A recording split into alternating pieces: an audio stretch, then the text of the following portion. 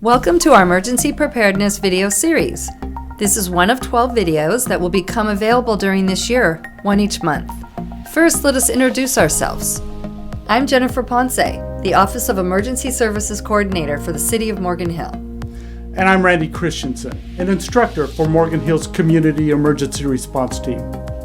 Being prepared for disasters and emergencies can seem like a big job. Many people don't know where to start, so they never start at all.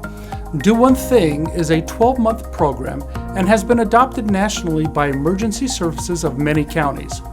The program makes it easy for you to prepare yourself, your family, and your community for emergencies or disasters. The goal of this presentation is to help you create and execute a plan that will allow you to communicate with family members during and immediately after a disaster. Our objectives are threefold. Have at least one phone that can work during a power outage in a disaster.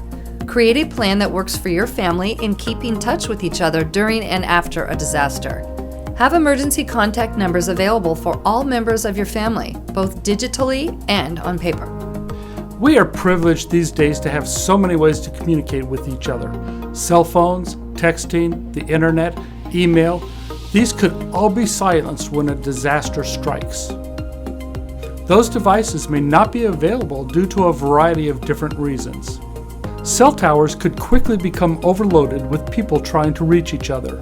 Power may be out because of the disaster, making either your device or parts of the communication chain inoperative.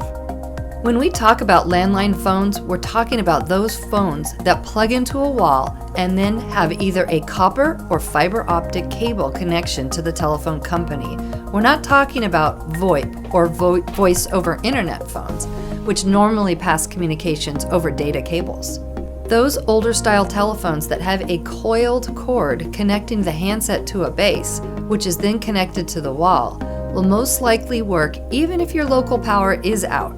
They derive their operating power from the phone company who have batteries and backup generators. An exception are those landline telephones that are cordless. These are the phones that have the base plugged into the wall but no cord to the handset. That base requires power, which it would not be receiving if your local power is out. Voice over IP phones won't work because they will require the internet, which will probably be down, without any power going to your house. VoIP phones transfer your voice over data lines, which require computers. As you're aware, cell phones are rechargeable and need to be plugged in regularly. In the event of an emergency or disaster, it is wise to keep a charger, along with a cable having the proper connections for your phone in your car. This way, your car's battery is the reserve power.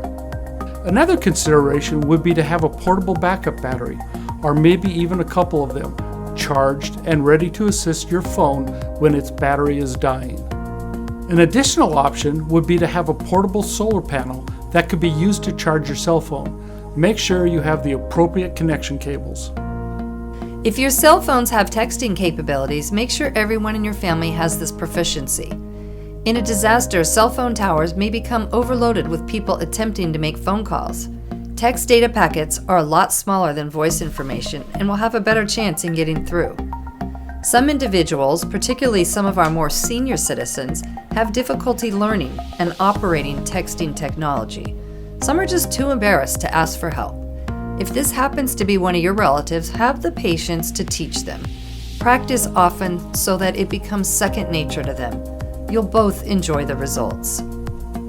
Remember, don't call 911 just to get information or an update about a current emergency or disaster. Only call 911 in the event you need emergency help or you observe someone else who requires emergency help. There are alternatives to landlines, cell phones, and the internet. Note that these options are usually more expensive.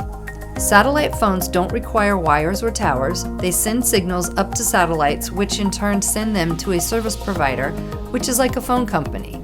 That service provider charges a monthly access fee and then so much per minute of use.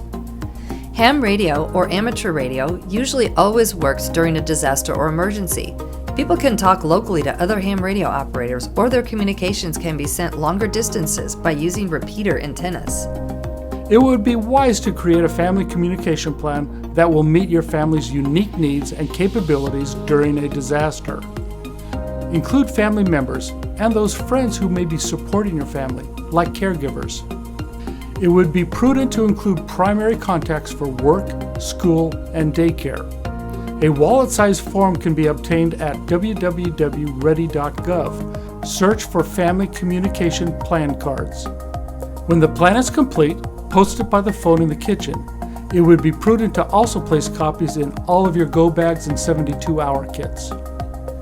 Local phone calls and long-distance phone calls work on different circuits. When the local phone circuits are overloaded, there's a chance that long-distance calls can't get through. Choose someone outside of your local calling area to be your outside area contact. This is the person everyone in your family should call and tell about their status. If no one answers, make sure that all family members know to leave a message containing their name, location, status, and how to contact them. Make sure all family members carry this number in their phone. It would also be wise to have this contact noted within the contact list kept in all 72-hour kits and go bags. An emergency contact can be critical during a disaster or emergency. If something has happened that prevents you from being able to talk to emergency or medical personnel, they will need some way of finding out who to contact. Create a contact in your cell phone's contact list named In Case of Emergency, or ICE. Enter the name of the person who should be contacted along with their cell, home, and work phone numbers. For security reasons, many people lock their cell phones, which will prevent first responders from accessing that ICE contact. A backup would be to have an emergency contact list in your purse or wallet. Other important information that could be included on the contact list would be your current medications and doctor's information. In review, we have discussed 3 basic areas to address when dealing with family communications in a disaster. We talked about telephones that plug into your wall requiring no additional power to operate. We discussed the needs to have backup power for your cell phones. We also mentioned additional options such as ham radio and satellite phones. You've been encouraged to create a plan that will help you and your family keep in touch with each other during or after a disaster. And lastly, we talked about creating an ICE, or in case of emergency contact, in your cell phone, as well as hard copies with contact information being placed in your go bag and 72-hour kits. Thank you for your time. This concludes the Do One Thing presentation on family communications.